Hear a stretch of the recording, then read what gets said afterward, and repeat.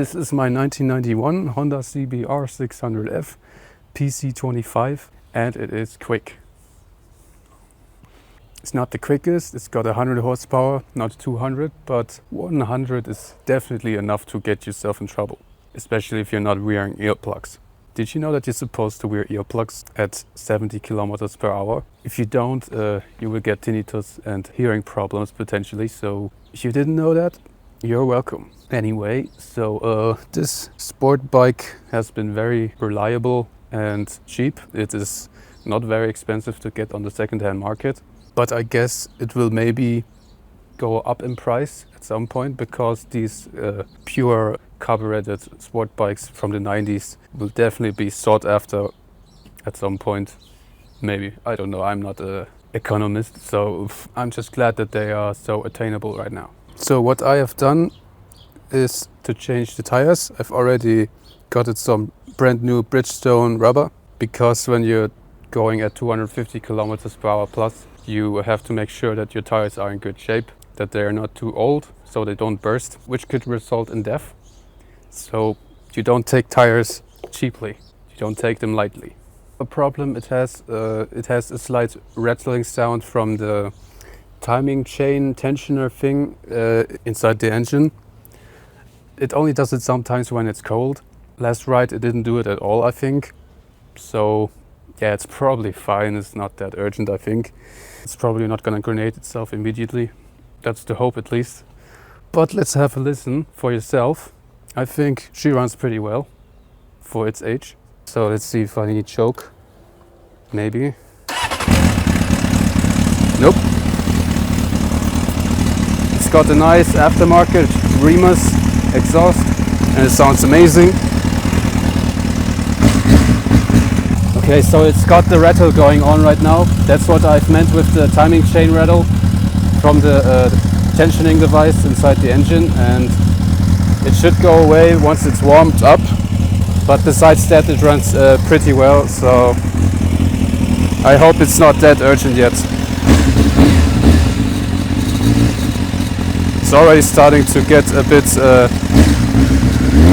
more tensioned up when I give it some gas. But yeah, as long as it's cold. The chain tensioner seems to be having a bit of a struggle. But it hasn't skipped timing yet, so that's what I mean with it's hopefully not that urgent. Or maybe I'm just being delusional, I don't know. I have now bought this cam chain tensioner. This is an OEM part, brand new, so I can try changing that and maybe then the rattle will go away. Let's see the next video when I have time to do this. Anyways, so I did change the tires. There was also a chain tensioner missing on the left side, I mean the drive chain tensioner. That was completely missing, so I don't know how the previous owner rode like that without the chain skipping and beating his leg. But you know, these Hondas, they are pretty sturdy. What I have done is I have taken off the tank and put in a fuel filter, so I can be sure that the fuel is filtered. And also a K&N air filter that's been brand new from the factory and they come pre-oiled. So yeah, I do check the K&N filter from time to time if it's still oiled up and cleaned. That's what a lot of people forget about these things. And other than that, I've installed this Giphy top case holder.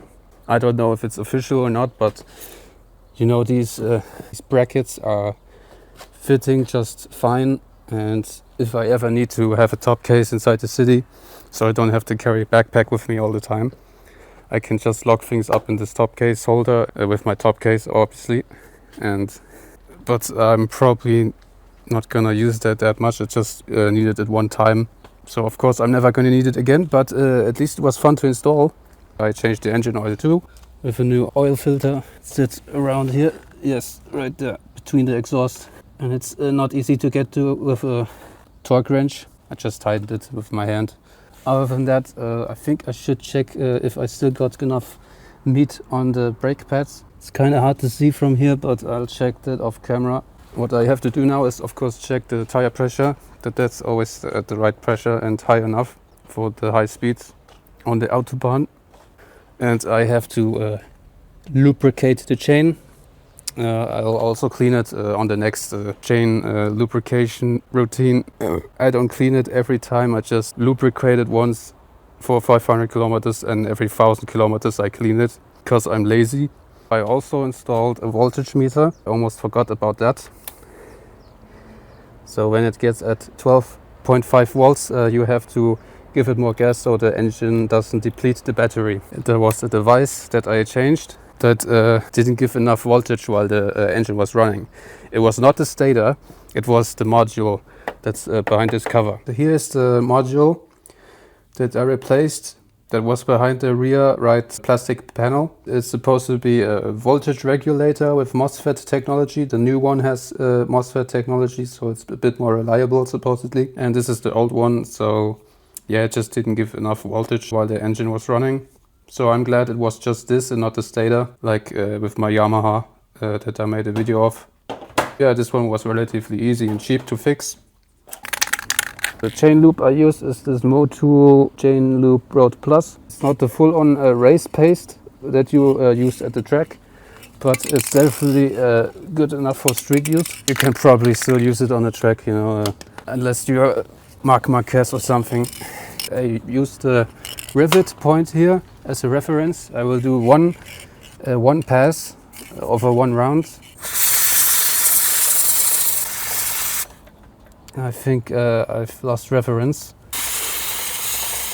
Okay, that's the reference point. Now, so I've definitely done one round of lubrication. I think whatever, it'll be fine. I will check the air pressure with this tire pressure tool. I can be sure I've always got enough pressure. Oh, it's actually 3.3 bars now because it's so hot. It has overinflated. It's also important that you make sure that they're not overinflated from the heat. So I definitely have to remove some air on that. It could blow up. That's also really bad. I'm just going to use this head of a nail to take off some of the air. And then I check it again. Let's see if I nailed it. It's still too much, so let's nail it some more. 2.85. 2.85 is good enough. It's supposed to be 2.9, but that's close enough. And I've done 2.6 at the front. It's officially 2.5, but I do one more just because I go pretty fast with this machine. So as usual, here's the rundown of the cost. This is not an expensive bike at all for what it is. It's definitely the fastest bike I've owned so far. And yeah, 600cc, 100 horsepower is definitely enough. I mean, if you have to go faster, that's fine. I will have a faster machine than this at some point, but it's definitely a fun ride.